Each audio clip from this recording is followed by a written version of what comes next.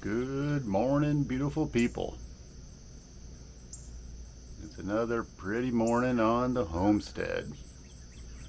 Just out here for a couple of days, real quick trip. Got a lot going on back at home right now, but had some work that we needed to get done out here. So we had a couple of tasks, and we ended up coming out here real fast just to get that stuff done and making pretty good progress. So task number one was we've got some limbs out here that we need to take care of. There was a big storm that blew through the Ozarks here, and we had a tree actually got taken out, and then we've got some limbs that are down. So needed to chop those up. Actually, I don't know that it would really interfere with anybody out here, but makes property look a little bit junky just having a bunch of big limbs laying around out there. And we've got a tree down also, so need to get that cleaned up and taken care of. Part one yesterday was I had the boys helping me. We got all the smaller limbs off of the trees that were out there. I'll take some pictures of that. I should have probably captured footage of us doing that work, but it's just been kind of busy week with a lot going on, so didn't get the camera out in order to do that. So we got the outer limbs off, and today we're gonna chop them up into smaller pieces of wood that we can potentially dry and use for firewood. So that's kind of the plan for today. And mowing, we need to do some mowing. So that's the big stuff for today.